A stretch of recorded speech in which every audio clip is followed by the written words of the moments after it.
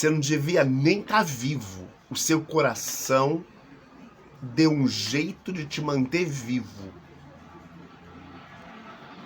O meu avô, claro, a partir deste momento, do momento que ele soube que o coração dele era um próprio milagre, ele chegou em casa e falou: "Ah, meu Deus, eu tô morrendo, meu coração deu um jeito." Você sabe como é que é, e não vou dizer que foi vitimismo não, porque claro, quando você recebe uma notícia tão chocante dessa, você vai achar isso mesmo.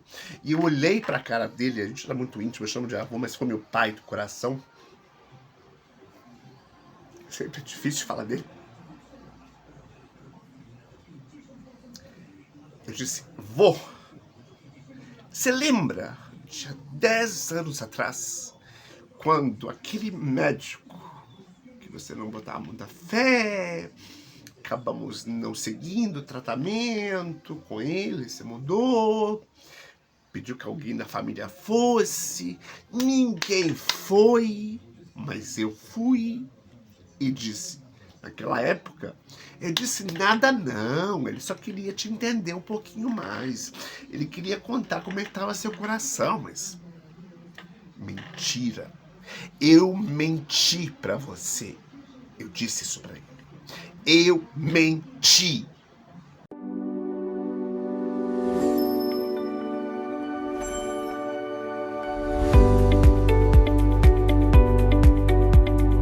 Tatvamasi Soham.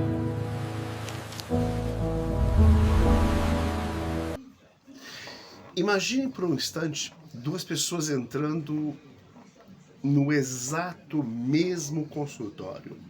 Eu não estou falando necessariamente de psicólogos, psicanalistas ou psiquiatras, de terapias, tá?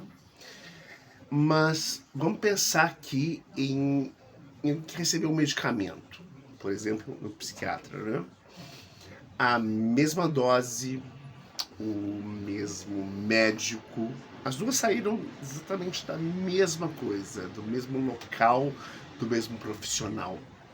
Mas uma melhora muito mais rapidamente do que a outra. Porque a outra, ao contrário, vai apresentar uma série de efeitos colaterais da mesma medicina antes mesmo de fato o remédio fazer efeito. A bula fala isso, né? Que às vezes vai demorar 2, 3 semanas para começar a fazer efeito. Como é que isso é possível? Talvez a resposta esteja em algo que a gente usa todos os dias. Quer saber o que é? A palavra. Será que uma conversa pode alterar o conteúdo ou a estrutura do nosso cérebro? A pergunta que a gente vai tentar responder aqui é: será que a linguagem pode modificar emoções ou reduzir a dor ou até, de alguma forma, influenciar nossa saúde? Será que o pensamento, será que as palavras que o terapeuta usa muda alguma coisa? Hoje vamos explorar o que linguistas, psicólogos, psicanalistas, médicos e neurocientistas vêm descobrindo nas últimas décadas, e nem sempre todos estão informados sobre isso.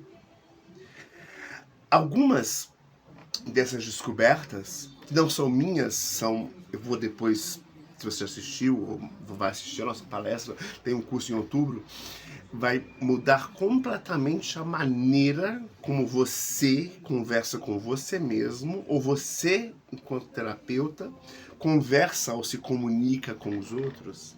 Será que isso faz alguma diferença de fato? A maioria das pessoas acredita que as palavras apenas descrevem a realidade.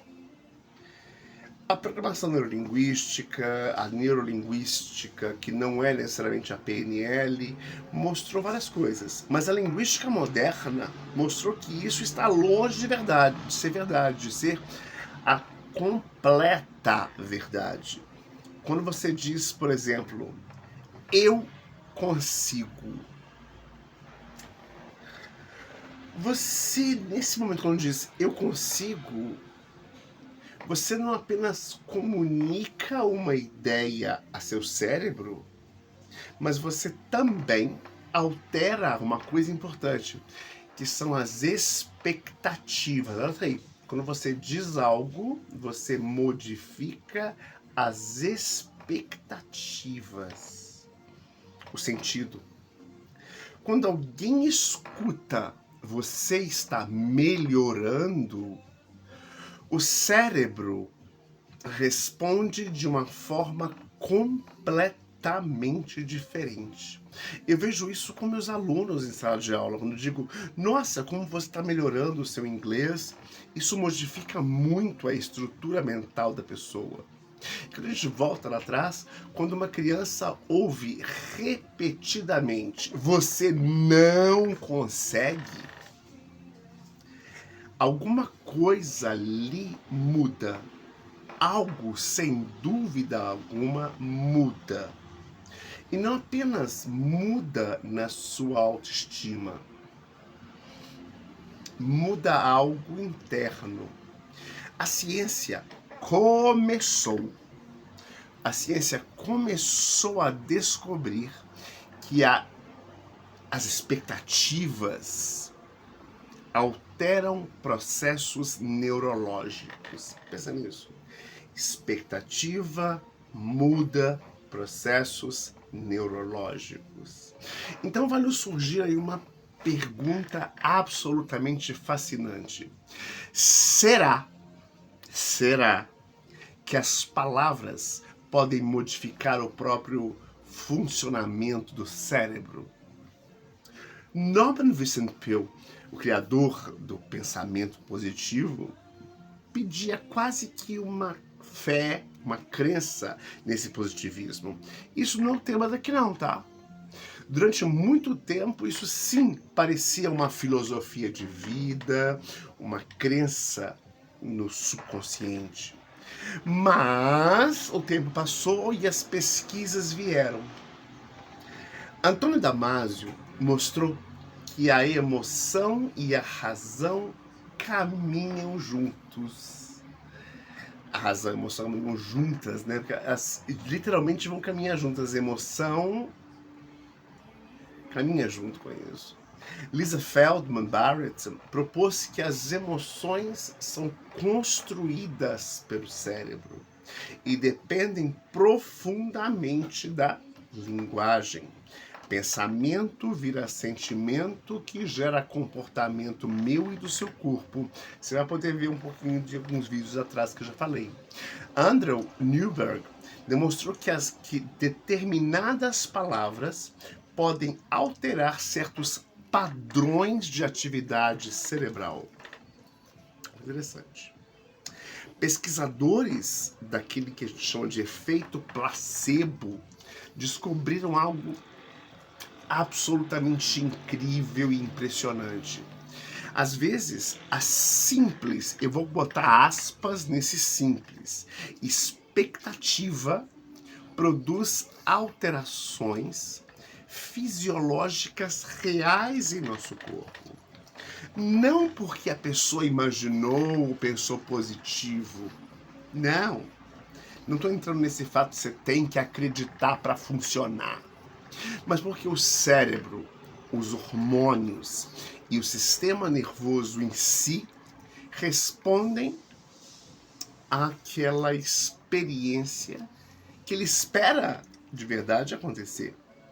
Vamos pensar aqui numa situação muito simples, corriqueira. Um psicólogo, um psiquiatra, um psicanalista vai dizer, ou melhor, nesse caso, como é um psicólogo, vai dizer, seu exame X está muito ruim. Ou pode dizer, como, sei lá, que encontramos algo que pode ser tratado. Olha que frase. Encontramos algo que pode ser tratado. A informação vai mudar muita coisa. Vai mudar a realidade. O impacto emocional muda pela forma como que você representa e dá aquela diagnóstico, aquela crença no que a pessoa tem. E isso aí é um interesse que vai entrar particularmente na minha área, que é a linguística. Mas também passa pela psicanálise, que também é minha área, e ultrapassa. Vai para a medicina, para a psicologia e para a neurociência. Porque palavras nunca chegam sozinhas. Interessante isso. Palavras nunca chegam sozinhas. Elas carregam em si um significado. Isso a gente vai ver bastante em Lacan, significante, significado, mas a gente fala sobre isso depois. Ela traz um contexto, ela traz uma expectativa e ela traz memórias e experiências. Olha que interessante isso. Palavras. Tudo isso influencia a resposta que o nosso corpo tem de forma emocional. Isso não é uma simplesmente uma resposta. É uma coisa, é um diagnóstico emocional. E aqui a gente precisa tomar um cuidado enorme, tá? Cuidado. As palavras nunca vão substituir medicamentos. Cuidado aqui, tá? Palavras não substituem medicamentos. Palavras não substituem cirurgias. Palavras não substituem tratamentos médicos, psicanalíticos, seja quais forem os tratamentos, tá? Super importante. Mas elas podem facilitar ou dificultar processos terapêuticos, quaisquer que sejam eles. Essa é uma diferença enorme. Todo profissional de saúde deveria aprender o poder da palavra para poder tratar. Porque um terapeuta, seja ele qualquer for aquele que trabalha com a cura de alguém, ele trabalha com palavras.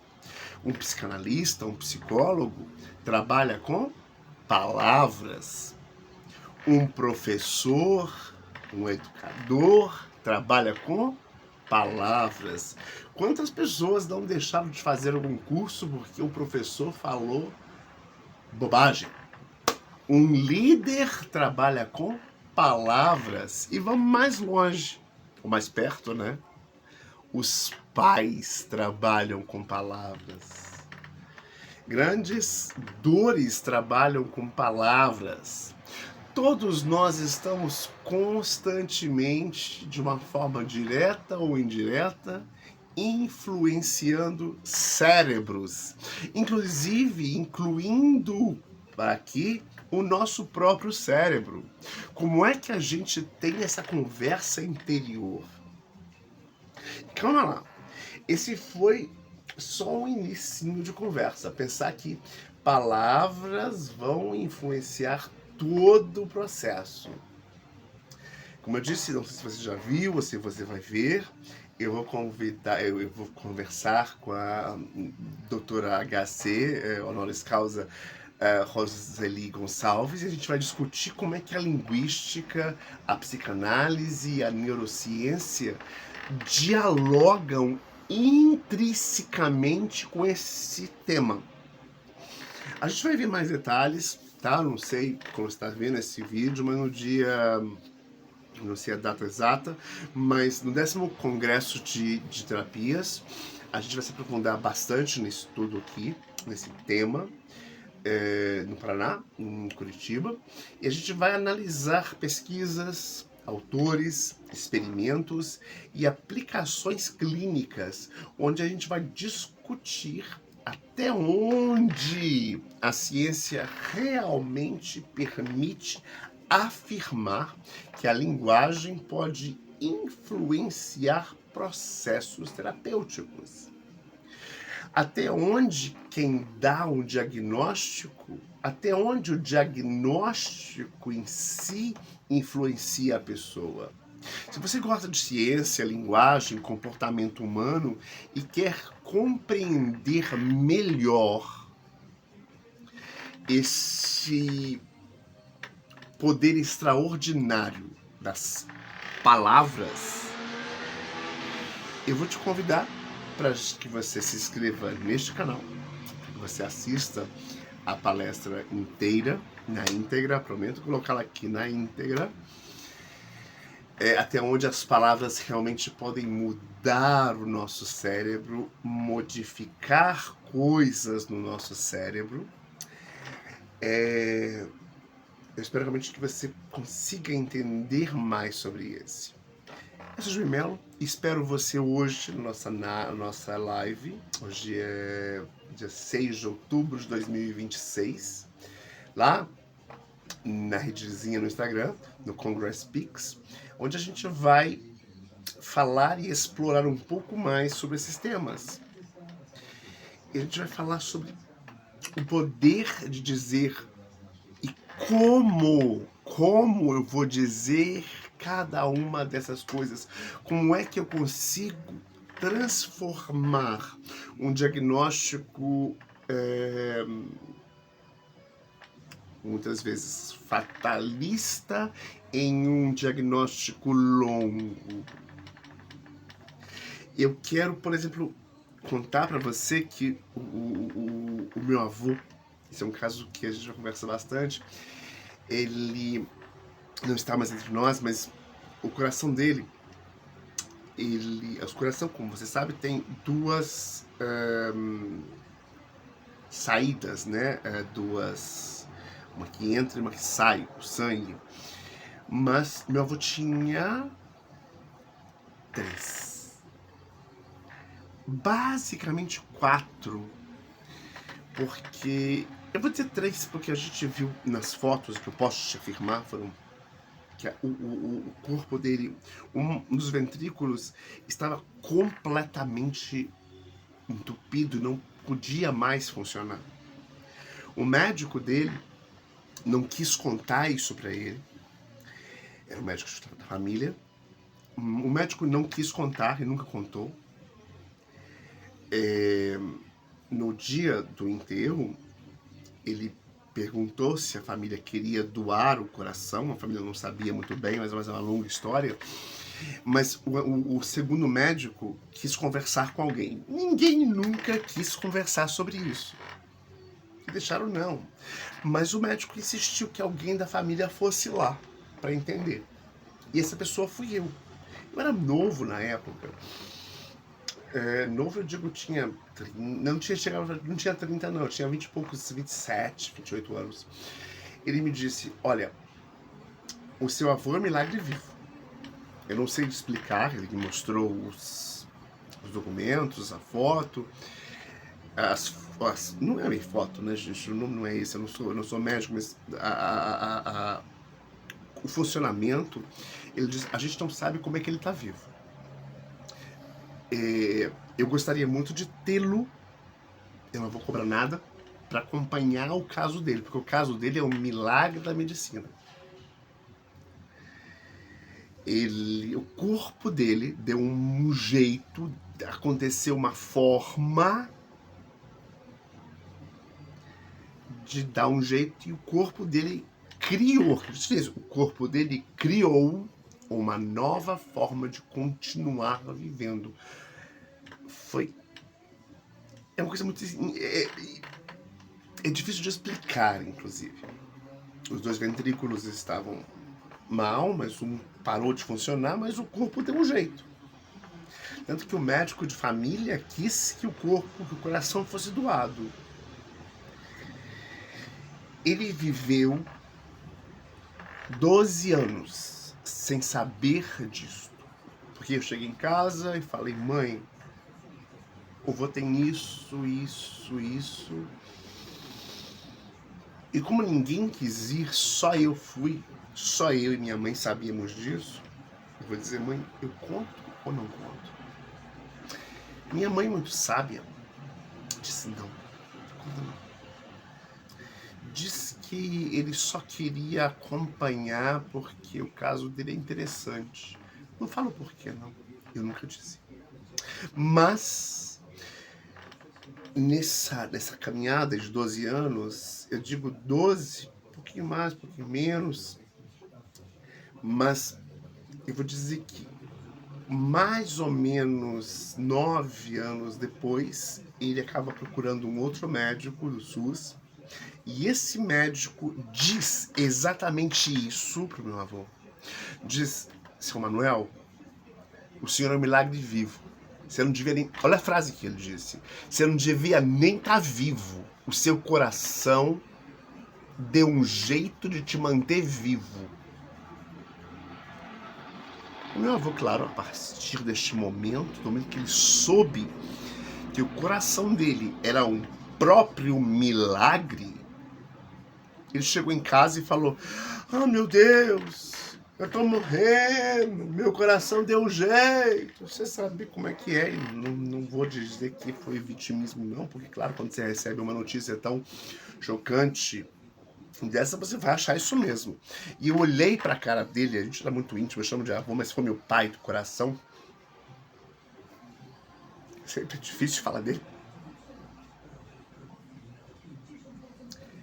Eu disse, vô, você lembra de 10 anos atrás, quando aquele médico que você não botava muita fé, acabamos não seguindo o tratamento com ele, você mudou, pediu que alguém da família fosse, ninguém foi, mas eu fui e disse, naquela época, eu disse nada não, ele só queria te entender um pouquinho mais, ele queria contar como é que estava seu coração, mas mentira, eu menti pra você, eu disse isso pra ele, eu menti, eu sei que o seu coração tá dando um jeito, seu coração tá dando um jeito há mais de 10 anos, esse médico idiota, porque não é só ele que sabia, não, o médico da família também sabia, o Dr. Carlos, pergunte ao Dr. Carlos há quantos anos ele sabe disso e nunca te contou. Você não tá vivo, esse diagnóstico não veio de ontem, não veio de anteontem, o seu médico de sempre nunca te contou, pela mesma razão porque eu nunca te contei. Porque as palavras mudam a sua realidade. Você era para estar morto há 12 anos atrás. Sabe o que aconteceu? Ele disse, você está falando de me agradar. Ele disse isso. Você é meu neto preferido, você sabe tudo isso, blá blá blá. Você está falando de me agradar. Ele falou, eu te juro que eu fui mentiroso. Eu fui o mentiroso. O seu corpo respondeu de uma outra forma. Eu poderia ter modificado tudo isso te contando de outra forma até hoje. Mas já que te contaram a verdade de uma forma tão crua, nojenta e antiética, agora você está aí, preocupado com algo que nem deveria ser preocupável, porque isso te acompanha há mais de 10 anos. Você quer saber o resultado? Menos de 1 ano depois, ele deixa o corpo físico e nos deixa. Percebe a importância de saber contar e saber escolher o que contar? Eu vou dizer, se dependesse de mim, ele estaria vivo até hoje, porque eu nunca teria dito isso. Mas o médico foi lá e disse. Mesmo se eu tivesse amenizado as palavras, coisas que eu vim aprender depois, eu vou continuar dizendo que ajudaria pouco, porque um linguista, professor de inglês, o máximo que eu sou é psicanalista. E um outro médico, cardiologista, que mostrou para ele a mesma coisa que mostrou para mim, o poder que eu tenho de fazer ele acreditar em outra coisa. Eu disse, até eu dizer, eu menti e você é um milagre vivo, e não duvide, creia, e não é sobre fé vazia, sobre fé em uma coisa superior, é uma fé em si mesmo, é uma fé em seu corpo. O seu corpo faz e fez um milagre imenso. Se você não soubesse disso por um médico que eu não tenho como desmentir, porque você viu, você não estaria sofrendo neste momento. E não passou deste momento que a gente conversou. Eu não sou capaz de lembrar exatamente da data, dos dias, mas ele sofreu esse diagnóstico dado de uma forma errônea pela palavra. Palavra é o melhor. Palavra gera sentimento, né? Esse sentimento foi gerado que gerou um comportamento. O corpo dele começou a saber disso. Talvez o corpo dele não soubesse disso linguisticamente, porque a coisa aconteceu ali, no orgânico. 1 ano e meio depois, ele deixa o corpo físico. Você quer um poder maior, você quer que eu te dê um porquê de eu estar aqui falando com você, e vou falar para mais pessoas ou para menos, não sei. Não sei qual momento, qual das palestras você vai estar assistindo, mas a diferença do saber, quando a pessoa fica sabendo de uma coisa tão dramática, ela deixa de ter, o que a gente vai falar muito também do Viktor Frankl, em busca de sentido.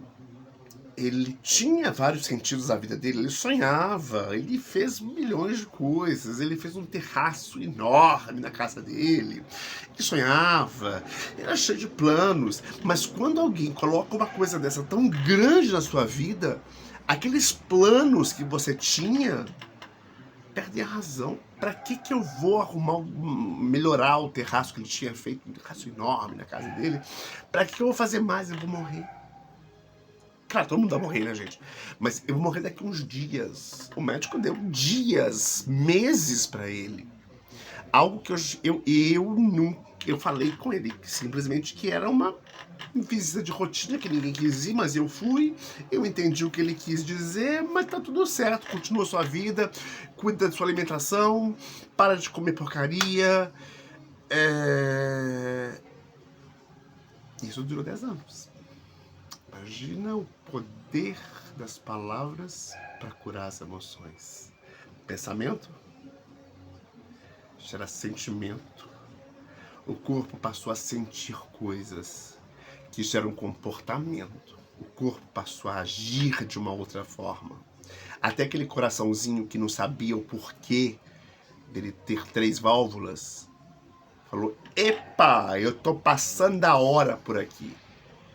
Passou um pouco e se foi. Vou exigir uma homenagem a você que, mesmo sem saber,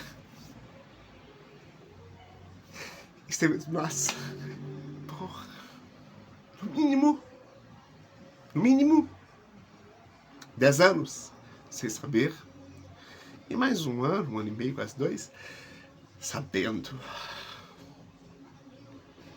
Om Tat Sat. Namastê a todos vocês. A gente se vê na palestra, a gente se vê na live. Um abraço para todos vocês. Filha, o maior presente que um pai pode deixar é ensinar a amar. E o maior presente de uma filha é fazer esse amor florescer.